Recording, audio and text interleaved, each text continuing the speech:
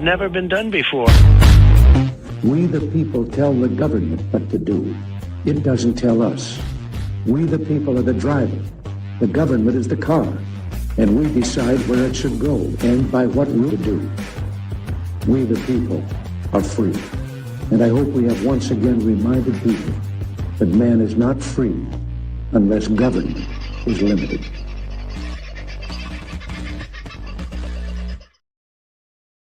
Hello, you beautiful people. How are you? I hope the family is doing well on what is a bloody wet day in Bris Vegas, I can tell you. Very unpleasant up here if you wanted to go out and catch a suntan or even try and get warm. Not really happening. And I don't think it's going to be happening for the next few days, which might play into a video that I was sent. I meant to play this to you last night. This was a couple of days ago in northern New South Wales. Get a look at this. Now, that looks like the ground's moving.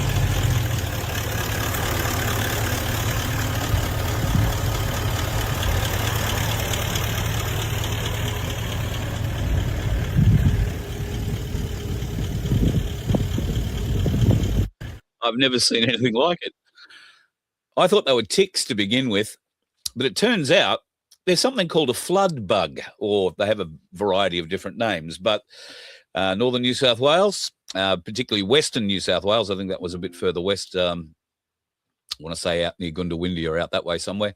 It looks like there is a bit of rain coming down the inland route, so I haven't really taken any look at what's happening inland with the inland river systems, but be prepared, folks. It looks like there's going to be a bit of water on the way. How is the family tonight? Who was first in the room? Let me get back up the top and see what's what in the world. Oh, Tony. How are you, brother? Hope you're doing all right in Melbourne at the moment and not getting too bloody cold. I was talking to my daughter in Victoria this morning. She...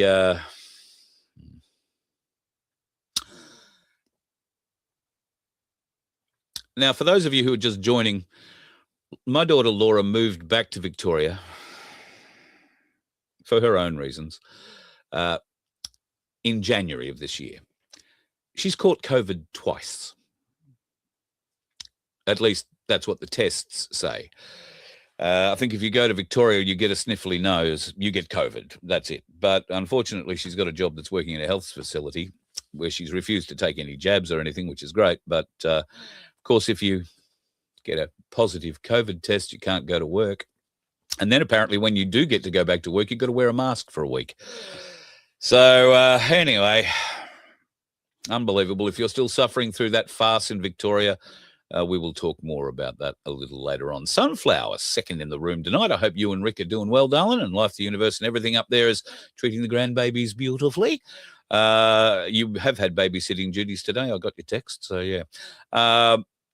Who else is in the house? The lovely Connie popped in very early on. Andrew. Now, here's a man who might have an offer for you, folks. I was speaking to Andrew today.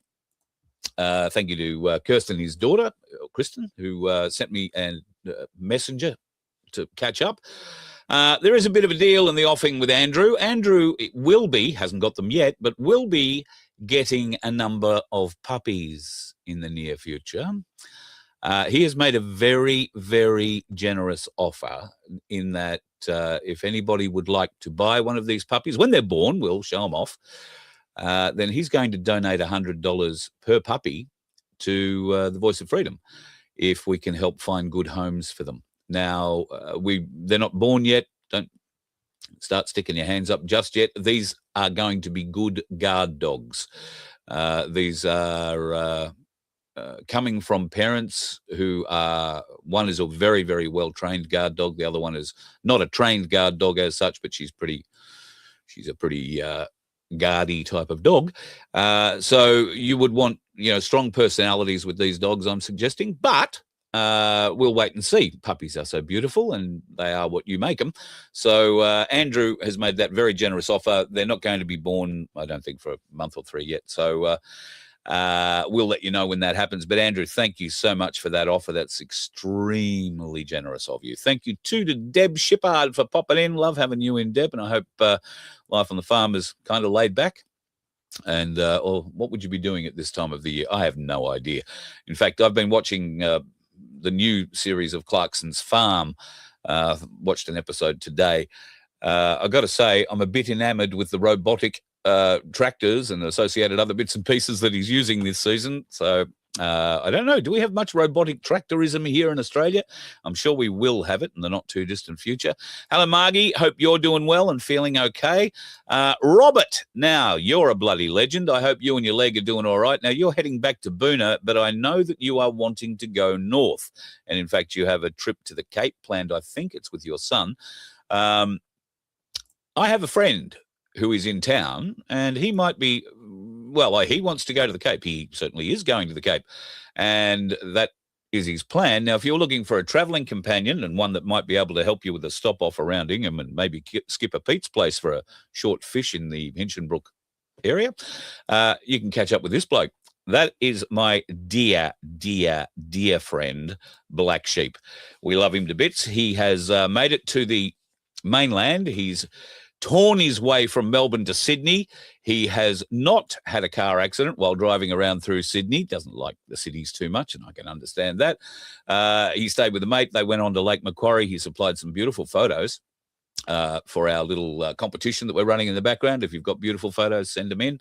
And then he headed off to the went off to Singleton, rather, and went to the Cali.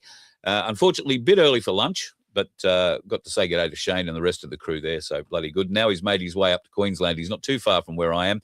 Looking forward to catching up with him in the next few days.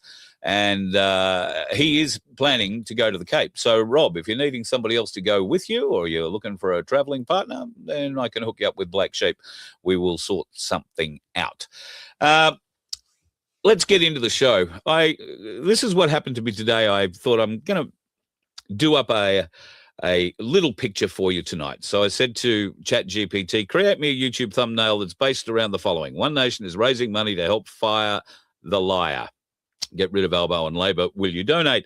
And it tells me, we're so sorry, but the prompt may violate our content policies. If you think we got it wrong, please retry and edit your prompt. Well, I think they got it wrong. I didn't really retry anything. I just left Albo out of the next sentence, and look what it created without me mentioning Albo. Absolutely wonderful. It did make a couple of mistakes in that, and we'll get to that in just a minute. In fact, I'll swap it now, see if you can see the differences. I believe we need to fire the liars, not just Albo. It is all the liars in the Labor Party, in the Liberal Party, in the Greens, and those independents, although not that they get much time to publicly lie. I don't think they get much air in the public, certainly not through mainstream media. But be prepared. While they are, One Nation are working to fire the liar, I believe, is going to fire himself. They can't go to an election with Albanese. All right? Won't happen. He will quit, and he will quit sometime, I would bet, before the end of next year. I would say sometime in the middle of next year. And that will be because, I'm 60, I think he's 64 now or 65. He doesn't need to keep pushing. The Labor Party won't want him there because of the damage and mess that's going on here at the moment. They know it is an unwinnable position with him at the lead. However, he is not the only liar in the Labor Party, as we all know. The bastards are so full of themselves that they are going to trash this nation. So I would urge you folks, fire the liars. Let One Nation know that while you might be happy to donate, and we'll get to that in a minute, the fight doesn't end with Albo. Albo is just the mouthpiece that we got to see, telling the lies. Jim Chalmers also lied, our federal treasurer. Every other frontbencher lied when they were asked about things like superannuation and whether or not they were going to attack things like negative gearing or the CGT. And they lied. They all lied. The party lied.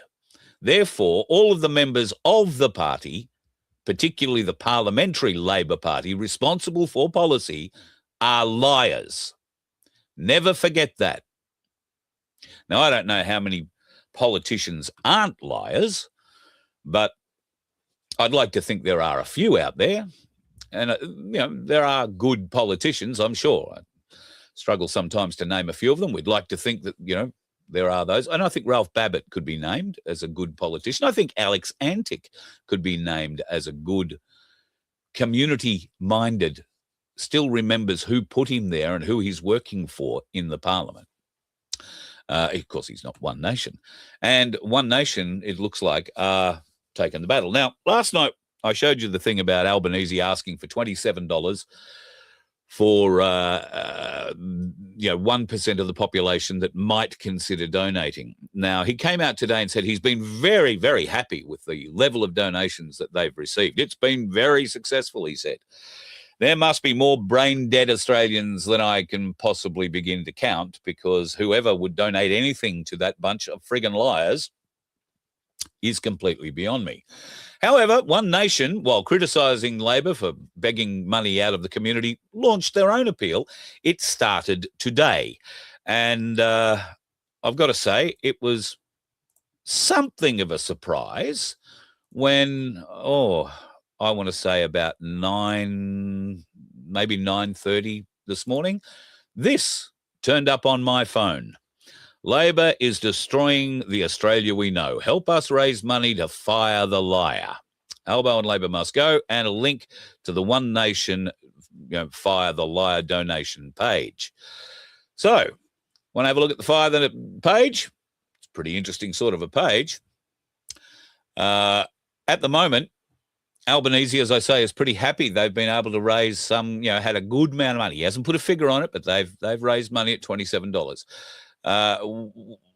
One Nation, I think, offer you a range of options to donate, but they're asking for 29. Maybe you give 25, maybe you give 10. It doesn't really matter, because right now, have a look at that. They're looking for $1 million. This drive started yesterday, late last night, if you like. And I think this morning had $70,000 in it when I first looked, and this is what it's got in it right now, $937,671. So I got to say, folks, there is a lot of support for One Nation to help get rid of the liars, fire the liars. I just want to be very clear.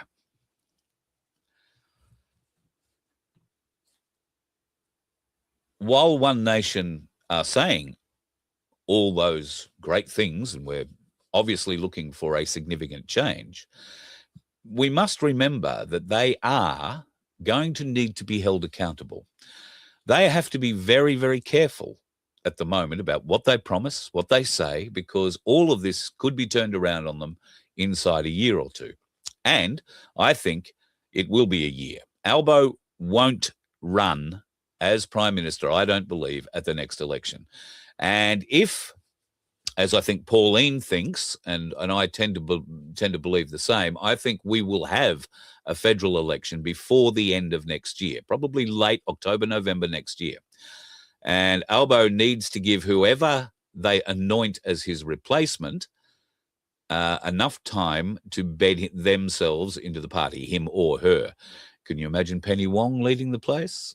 It won't be Tanya Plibersek. She's not the right side of politics in the Labor Party. But who else could it be? Could it be Jim Chalmers?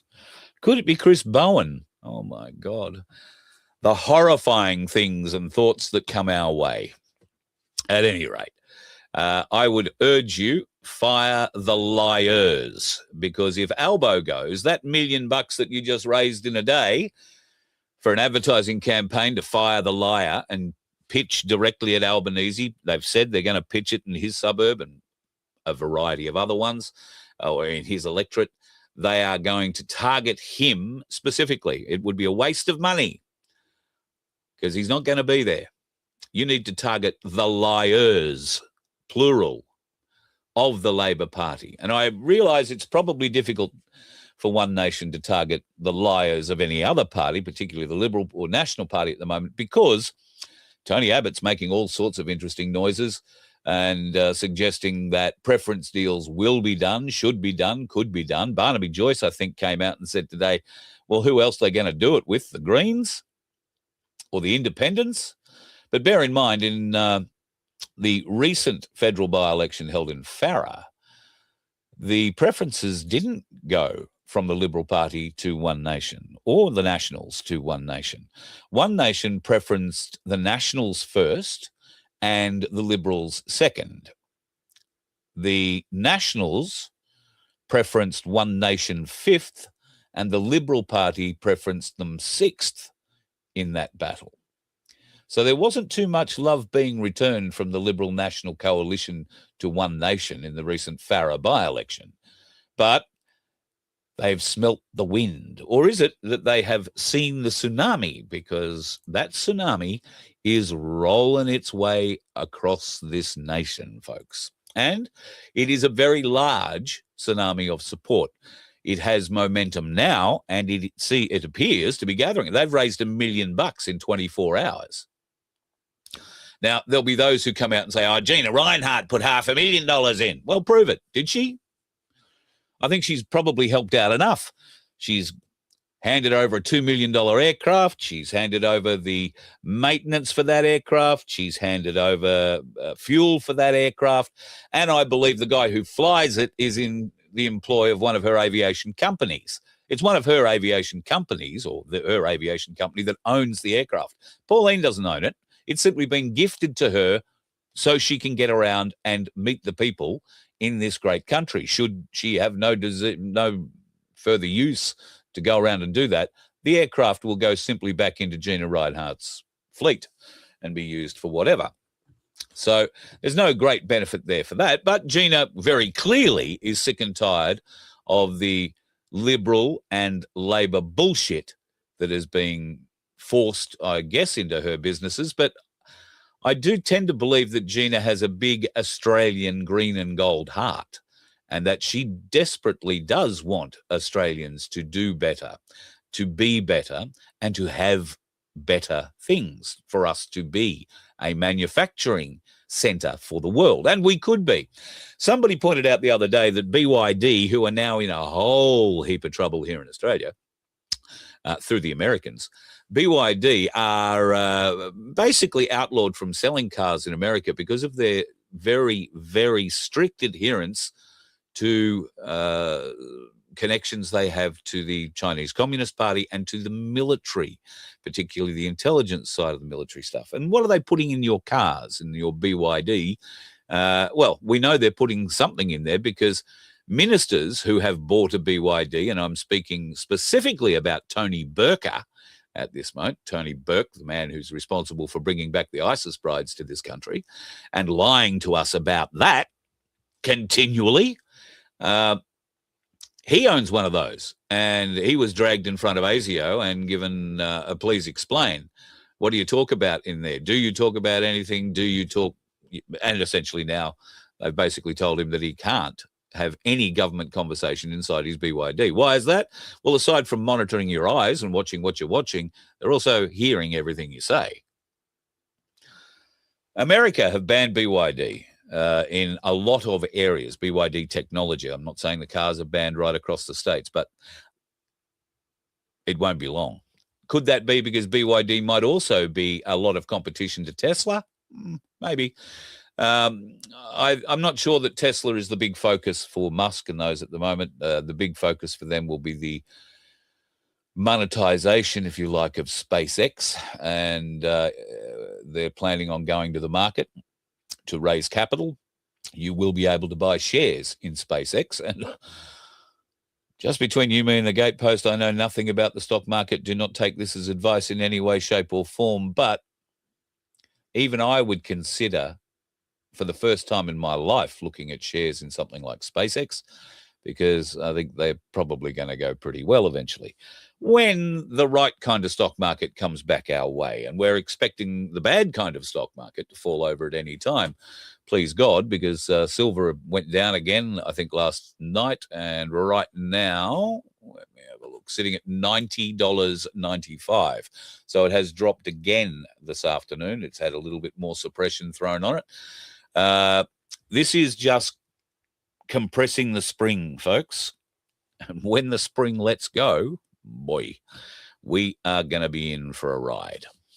Speaking of rides, people on the Sunshine Coast and the Eastern Seaboard in particular, about the time the show was going to air last night, got a hell of a shock. Now, this is a photo from a suburb called Sippy Downs up on the Sunshine Coast. I was very intrigued to wonder what the light coming in from the top right of corner is. But aside from that, we're looking at the rather big white bluey light in the sky. Let's get a better look at it. Certainly a very interesting and stylish looking something. And another closer look at it, and somebody got this as a much closer look up at it.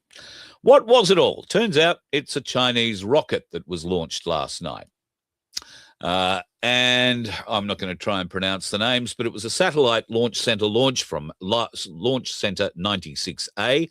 These were test satellites that are going up for a new program that China is working on. Now, these new test satellites are going to be part of a system which will be China's version of SpaceX, or not SpaceX, I beg your pardon, of Starlink.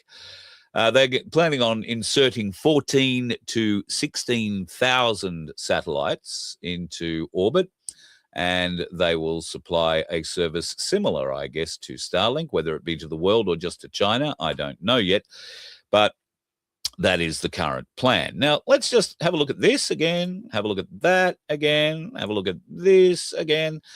I'm just trying to figure out which one. I think that's probably one of the better photos to ask this question with.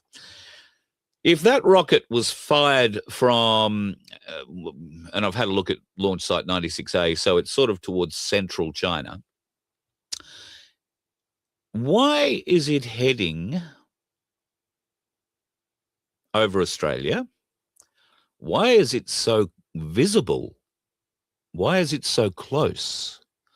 Given that in 2 minutes, the NASA launches can be basically in orbit in 2 to 3 minutes at the most.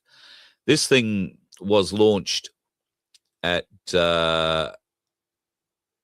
about 6:32, I think was the time I saw. And this photo was taken 6 minutes later at 6:38, or these series of shots. I would have thought the thing would be already in space by then.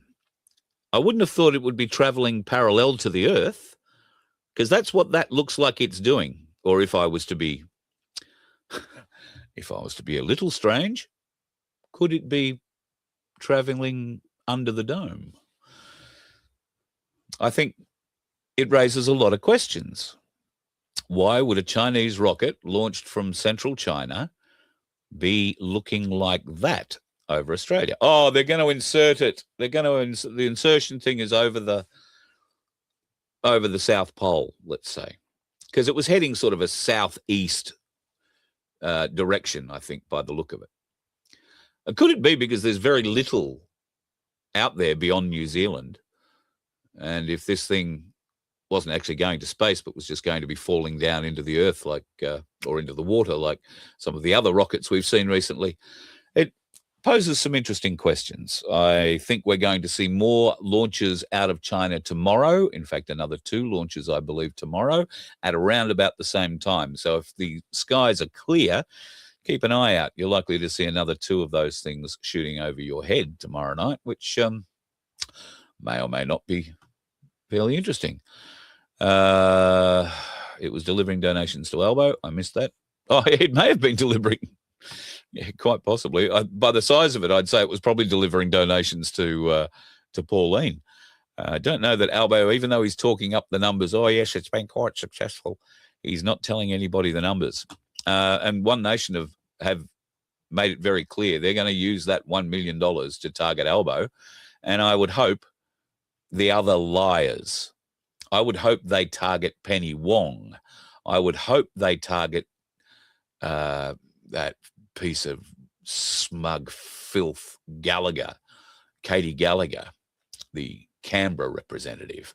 I would hope that there is probably everybody sitting in the Labor Party, I hope they target. But they need to get those main ones, and they need to get rid of those people. And Albanese will fall on his own sword. Don't waste the money. All right, they're gonna bait you into wasting that money. You get rid of everybody else around him, and it won't matter even if he stays. So, yes, thanks, Greg. I kind of figured that that's where I'd be putting it too. Out the other side of, somewhere between Tonga and the backside of New Zealand, about halfway between the backside of New Zealand and, what is it, Chile, the next stop, or Peru. So, and a lot of Chinese ships floating around out there at the moment too, just out of interest. Weirder things have happened, but we failed to see where and when. Now, there has been much angst, gnashing of teeth and crying and whimpering from the Labor Party that Victorians in particular are being very unfair to Jacinta Allen. They're calling her a witch. Oh, how sad. And of course, the leftards have come out saying it's just wrong. Targeting her as a woman is just wrong. Calling her a witch is just wrong. It's all wrong. You're all awful people. Oh, we're all awful people. Back in the 90s, I used to work in Ipswich at a radio station. And there was a very, very upfront vocal man at the time who was running for Labor. Now, this is a picture from 1994 where for 3 years the ALP ran a campaign against Pauline Hanson called Ditch the Witch. And you can see a whole group of them there with Channel 9 in the background to supply the coverage. Thank you very much. They happily carried on like that for 3 years. There were dogs wearing signs, Ditch the Witch, all over Ipswich. It was a thing. I remember it being there. This bloke holding that sign, his name is Paul Tully. I remember Paul very well. A very, very outspoken, very strong Labor supporter. I don't think he's so much like that these days. He's, 30 years older to begin with. Probably retired. I'm not sure that he ever got elected into anything federal. Don't think he did. He may have got a go at state parliament at some stage. I'm trying to remember. But it's funny that Paul Tully and the group out of Ipswich thought it was fine to have the Wicked Witch thing running for 3 years against Pauline Hanson. They couldn't have cared less how offensive it might have been. Well, because in 1994, 1997, it wasn't offensive, really. People had thicker skin. People had more brains. I'm not quite sure. People had less programming is probably the better way. But the hypocrisy of the lunatics of Labor is, clearly it knows no bounds. Absolutely no bounds. And thank God for the humorous, funny, and wonderful people of Australia who will never let the witch be forgotten. I think this is one of the better things that I've seen in the last few days. And I imagine that there is some wishful thinking going on there. There was another good one today. This came straight out of Bendigo. Boot the beast from Bendigo East. You don't want to be called a witch? Fine. Bendigo East, of course, is Jacinta Allen's home base. So, or her electorate. So not a lot of love and luck going down there. Politics in this country is extremely divisive, and we're all moving away from that. There are more and more people who take less and less interest in politics, and that's both a good and a bad thing depending on which side of the fence you are on. Speaking today with a number of people who are very much of the mindset that you don't vote to change anything here because nothing will change. And I've got to admit, a large portion of me believes that it doesn't really matter who you vote in. Unless we get a completely clean slate in that place, nothing's going to change. Now, could One Nation give us that clean slate? Potentially. I've had a few conversations today with people, and we're all in agreement that One Nation at this time at any rate, do have potential to take the majority of seats in the lower house. But to do that, they have to run candidates in every seat. Every seat. And they fully intend to run candidates in every seat. Now, and let's just hypothesize, if the nation does get behind One Nation and they sweep to power, let's say they are given a mandate like the one Labor was given in the last election with 92 or 96 seats? A very, very large majority in the lower house. Now, if One Nation are given that and they take a fairly large slice, indeed a controlling slice of the Senate as well, what you're going to have is the potential to do a lot of good for this country and potentially a powder keg of division. There will be a very small percentage of the current crop of politicians, I believe, elected back at the next election. I can think of maybe 3 or 4 that I consider worth supporting. There might be more, but at the end of the day, One Nation, if they play their cards right, are going to sweep to power, or at least to a very large controlling interest in a coalition. So what do they do with that? Well, they're going to try and do what parties do. And they're going to have a whole heap of new politicians in their party who have been elected out of their communities, because One Nation's policy is to go to the community and you, in your community, select your representative. And I applaud that policy 100%. That is exactly how it should be. If I was going to stand up, or you want to stand up and you want to run for One Nation, then it shouldn't be One Nation you need to convince. It is the people of the electorate you live in. And let them say, yes, I believe in you. Yes, I see your passion. Yes, I see your skills. Yes, I believe that you are going to go in and fight for us, our community, and Australia. We can't be too focused on local issues and expect them to get the main road fixed or all the potholes fixed any week or two after getting elected. But there are much bigger things we could expect. And that will be, I believe, a number of these newly elected One Nation politicians will be very, very strongly opinionated about what is best for Australia, what is best for their local electorates. And I believe we have some potential for division from the leaders of the party. So what happens then if we have One Nation sweeping to lead with Pauline and a few others, maybe Alex Antic, maybe Babbitt, maybe whoever she manages to invite and accept into One Nation from the old teams? And then we have a whole heap of newbies, and they're told, because that's what happens when you get to that place in a party, they're told how it's going to happen. There is a whip. The whip is called the whip for a reason. He whips the party into shape. Now, I would hope Pauline Hanson's One Nation would be beyond that. I would hope that everybody will be working from one page. But there will be some division. And should Pauline or whoever is leading the party decide that they can't fulfill these promises for whatever reason, or there is something they didn't know previously, maybe they become aware of after the election, which changes significantly some policy announcements, that's going to cause division inside their party.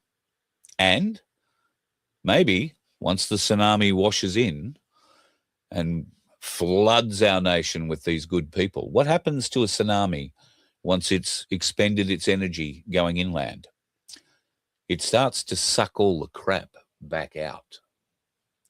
And with it, we may well find a unified group of One Nation politicians all of a sudden saying, hang on a minute, I didn't join you so that we could play the party line and just do what you say.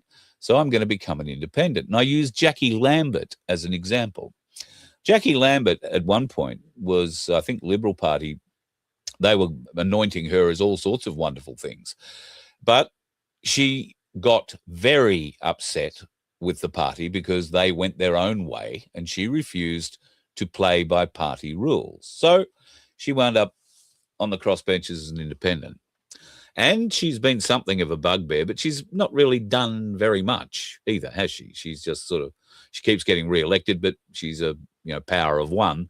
And unfortunately, because of her army time, she has injury, and she is in a bit of trouble with those injuries, particularly back injury. And we all know how debilitating back injury can be. Wouldn't wish that on anybody. But she is spending less and less time in that parliament. And she might just decide in the not too distant future that she's going to stay at home and take the DVA offers of whatever they can offer to get her fixed up. And at the moment, she's fighting desperately for more of that because it looks at the moment like there are going to be many benefits slashed to our veterans, unbelievably. And in fact, they're going to be put on some sort of a limit of $5,000 for certain procedures, things like treatment for back and all that kind of stuff. And I think I was talking about this the other day. Jackie Lambie's already paying $450 a week for a couple of sessions on her back, and she's paying that out of her pocket. DVA aren't paying it, but they should be.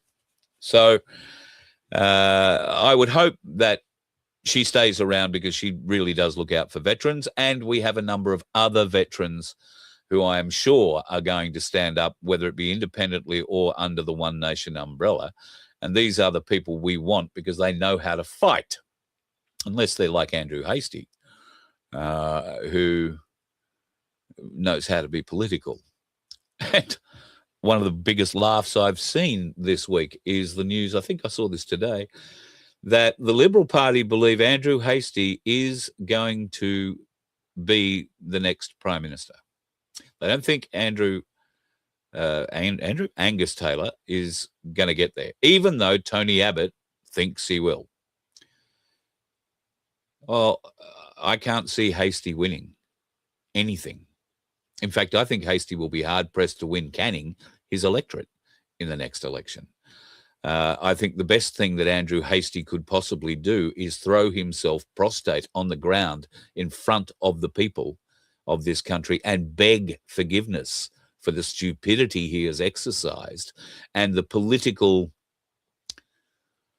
machination he thought was going to put a lot of us on his side, and instead turned his political career on its ear, shut it down overnight. Why? Because he lied. The liars just don't live in the Labor Party. They live in the Liberal Party. They live in the National Party. They live in the Greens. The whole lot have to go. So maybe you feel as passionate as I do about it. Maybe you think it might be worth sticking your hand up. And if you are that person, God love you, God bless you, and Godspeed to you. You're going to be a very important person in your own community, but should you be part of, let's say, One Nation, get to this sort of power thing, then you're going to be part of something that changes this nation in a way that will be historical and for the better, I believe, until it's not. Because there are so many issues with our government. There are so many issues with our Constitution. There are so many issues with our courts, with our police, and with our military, that many of these issues are not going to be sorted out by the change of leadership of a party in that place in Canberra. Not quickly. Pauline and the One Nation crew are going to need to make very, very, very rapid changes.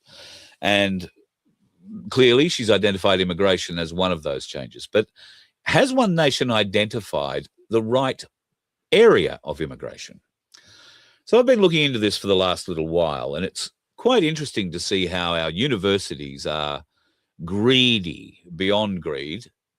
They can't get enough overseas students because they don't have enough money. And the overseas students bring in brand new dollars.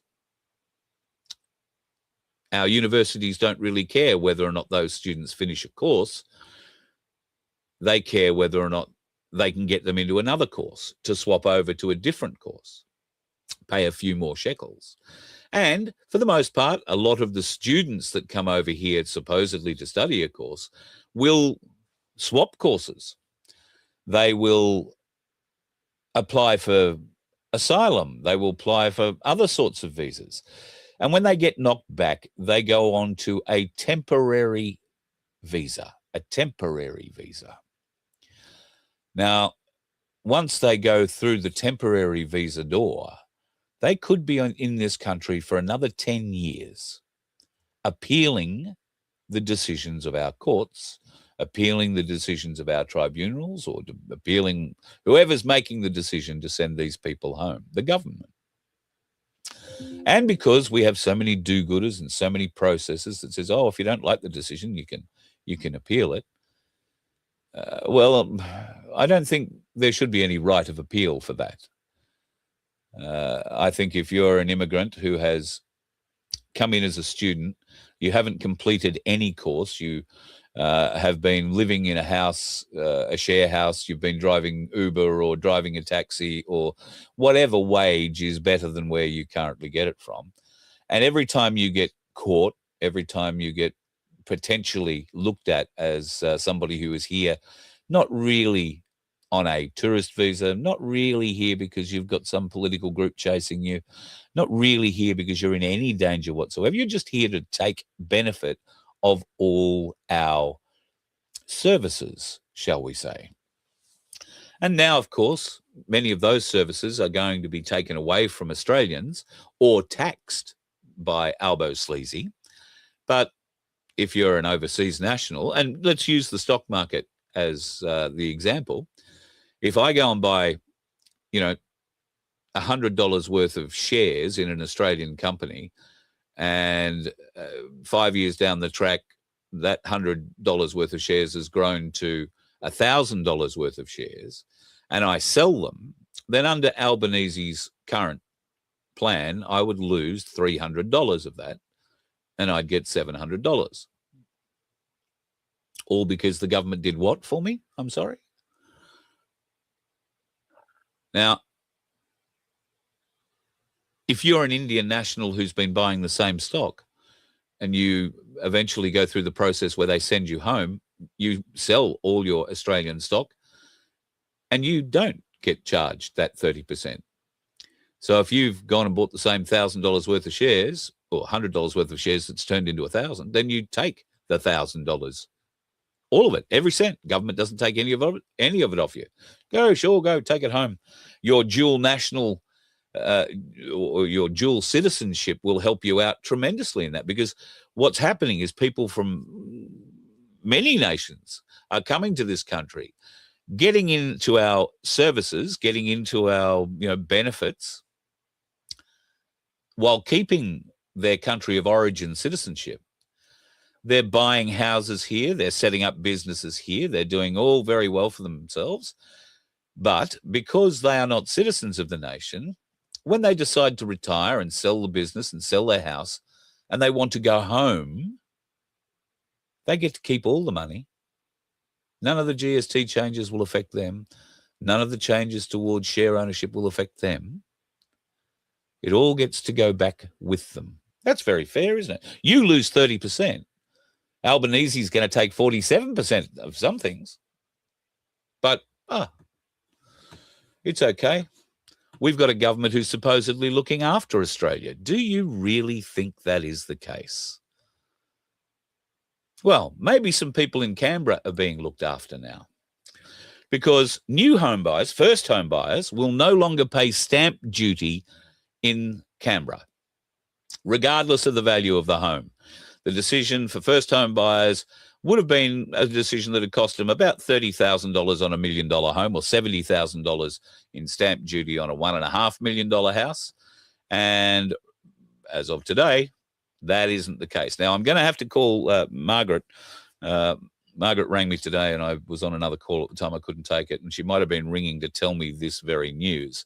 But there is a wonderful lady, Margaret, who's involved in the real estate industry in Canberra, and I'll be very interested to hear her reaction to all of this. I'll give her a call when I finish the show tonight. Pensioners, people out of the property market for 5 years, and some NDIS recipients will also be exempt from any of the aforementioned stamp duty charges. Why is it, if Canberra can do it, why can't Australia do it? How many first home buyers are really looking to move to Canberra? I mean, there might be some brain dead morons who have a future in the public service, I guess, and they aspire to be a brain dead moron in the public service. Canberra would be a great place for you. And I guess it's probably not the first place on people's list to say, gee, I'd love to go and live in Canberra. So to make a first home buyer ineligible for things like stamp duty and a saving of $50,000 to $70,000 or more $1,000, then it's not a bad incentive to move to Canberra. Get your first home, rent it out, like a lot of the politicians do. Yeah, could do some pretty interesting things with all of that, don't you think? I know I could do some interesting things with all of that. Speaking of interesting things, are you into UFC, the fighting thing? I'm not particularly into it. I haven't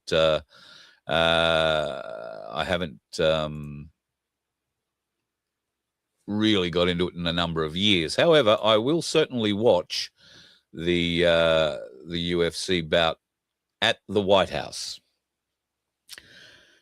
Now, we all think Donald Trump is doing some weird shit in the world. A UFC bout on the front lawn of the White House, where there's a guy called Strickland, who is the world champion UFC, and I think the middleweight class, has been banned. He's an American. He's been banned. No, you're not fighting. Why? Because he was a bit critical at some point. But they've got apparently all the other best fighters in the world putting on an event. But today, there have been some rather interesting accusations about what this event is actually going to be for.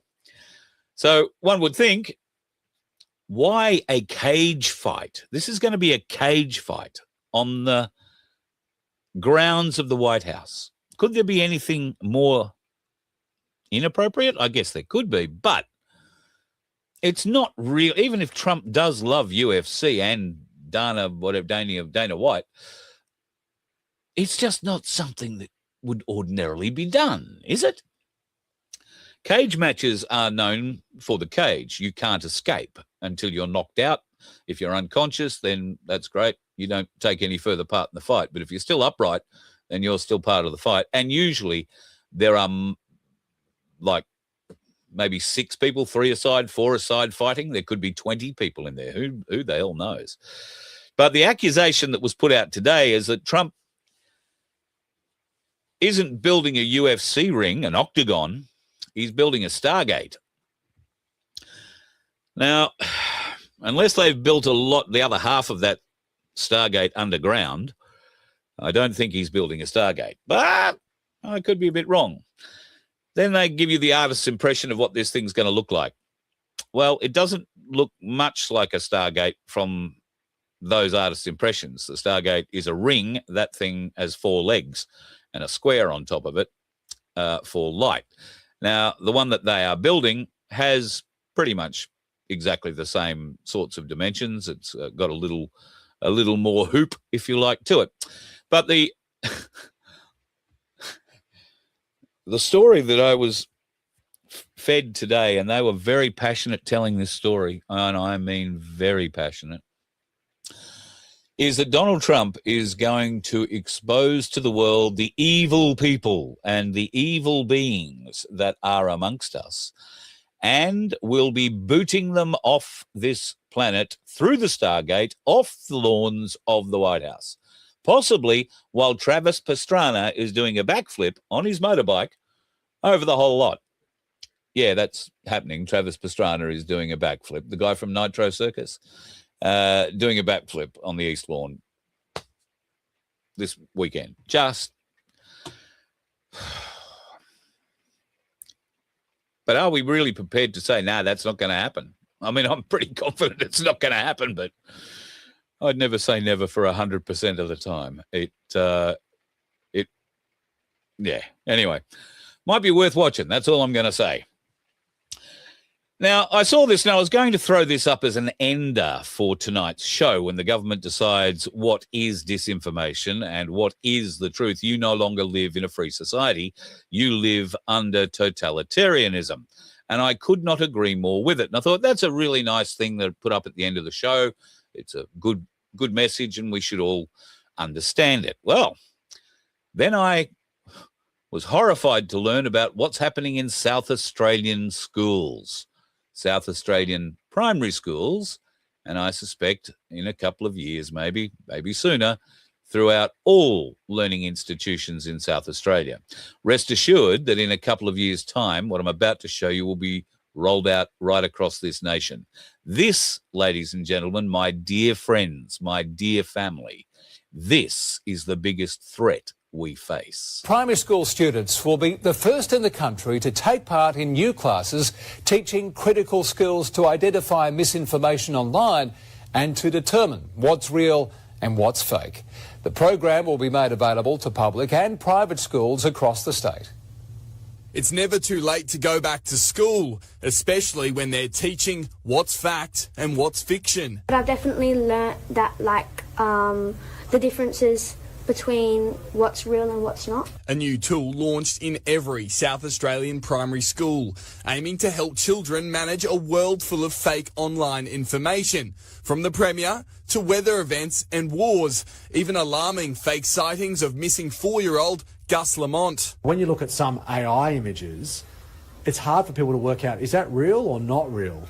And that's when it starts to get a bit dangerous. The Newshounds program tried and tested in facilities like Prospect Primary, now ready to teach critical thinking skills across all 434 SA schools. They are becoming the critical consumers of media rather than just passively accepting what's being shared with them. The program, created by former journalist Bryce Corbett, is a 9-session course which includes listening to podcasts and completing activities that focus on identifying misinformation and the risks of AI, especially on social media. It is all moving at breakneck speed, but it is a challenge to keep up with. And that is part of the undertaking, is that we will continue to update the content to make it relevant. $2.6 million of taxpayer money will support the program over the next 4 years, aimed at students in grades 3 to 6. It's been a while since I've been into a primary school, but this thing aimed at kids from year 3 to year 6 is going to brainwash them. And toxic, I take your point. This is, wrong one. It's jumped now. I did put it up there, I thought, or didn't I? Did I tag it? I didn't tag it. But what you said,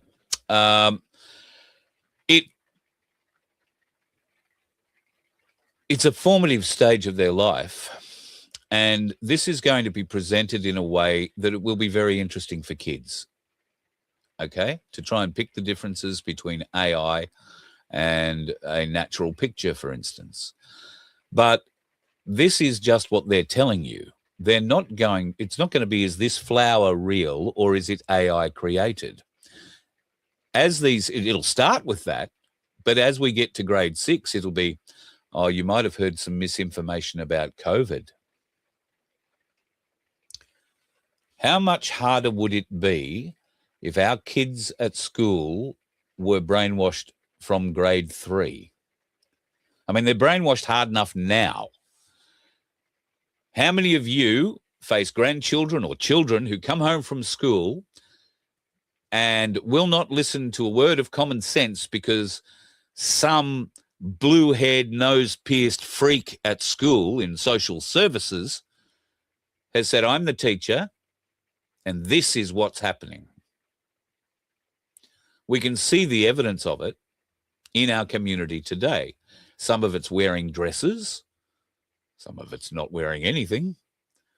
Some of it puts itself out into positions hitherto that good Australians would have taken umbrage about. But now, because of the protection that's been involved to allow people with psychoses to do essentially whatever they like, it's getting dangerous. And now they're going to start MK Ultraing your kids in school. If there was ever an argument to homeschool your children, that is it. The rollout of that bullshit in South Australia, which is happening now. If you have kids or grandkids, I urge you to find a tutor, somebody who doesn't believe the bullshit that the public system has been professing now for some years. And there are plenty of these tutors available, plenty. Band together with other families who have kids the same age, kids that are already going to school together, and start your own school. Start your own home school. Otherwise, our country is stuffed. Absolutely rooted. And it'll take one generation to do it, given we're a long way down the track already. I do hope that we can change that. One Nation believes they can change that. But, Andrew's got a comment about that. That's true. Homeschooling now is being geared towards a curriculum that state schooling system supplies. Anyway, I understand that. But what they get taught at home, outside that environment, could be a lot stronger. While if you've got a homeschooling teacher who is prepared to show both sides of the argument, I think that's all that needs really to be done. You need to hear both sides of the argument, put plainly, put honestly, put without bias. That won't happen inside public schools. But parents paying for the homeschooling of their children will do what they deem best for their children, and whatever curriculum the government wants to provide might be adhered to in certain circumstances, animal husbandry, learning how to plant things maybe. But when it comes to mis and disinformation, that'll be something I would hope parents and grandparents would take on. Because if you leave it to the government, we are ended. It is the end of us. Joanne, what a bloody great thing. Yes, I've found the same thing. I know so many families who have, in the last 3 years predominantly, but probably the last 5 or 6, have chosen to go to homeschooling. And it has been nothing but a super, super success. Craig Cole is very much all over this. He is pushing homeschooling, but he pushes it from a perspective of not just the brainwashing that's going on in the schools, but the danger you put your children in those places as well. Physical danger, mental health danger, a variety of issues. This can be done. It is being done. There are groups already who are doing this across the country. And good luck to any government curriculum trying to force its way into homeschooling. I'm sure all of us have viewed our schooling at some stage, some of the things that we learned, and have never used. Algebra would be right up there for me. Trigonometry would be right up there for me. Maths, some could say, would be right up there for me. I do try with maths. I'm just not very good at it. But our kids are going to be taught something, and I think they are already being taught something very, very different. And the only way that we can stop that is to bring old-fashioned values, old-fashioned teachings, and real school back to them.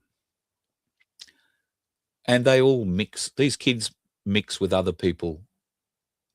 Well, I have to say, actually, there is an 8 and a 10-year-old that I know specifically who are mature beyond their years. They are two caring boys who, one is deeply involved with animals, the other is into farming and all things on the land. One is specifically very, very dedicated to animals. Now, these kids are old beyond their years. I would put them at a maturity level of 14 to 16, both of them, even bigger, even higher than that. They are well adjusted. They are not shy. They are respectful. They will come along and sit beside me while I'm talking to a group of people about what ordinarily you would see kids go, don't want to hear about any of that shit. They will sit down, they will sit respectfully, quietly, and then they will participate. They will throw in, they will ask questions, they will debate, and they are good at it. These are two of the best young inquiring minds I've found in this country in the last 5 years. And that gives me some hope that the homeschooled kids are going to wind up being the leaders of this nation, because those that go to public school are going to come out zombified and dangerous. So we need to get less of our kids into public school and more of them into homeschooling. Unless we can get somebody to fix the education system. Could that be One Nation? Maybe. One Nation are making an awful lot of statements about what they can and can't do. So fingers crossed, this is something they can do something about. God, I hope so. I really hope so, for all our sakes. But I guess we're just going to have to wait and see. And on that note, folks, I'm going to love you and leave you for tonight.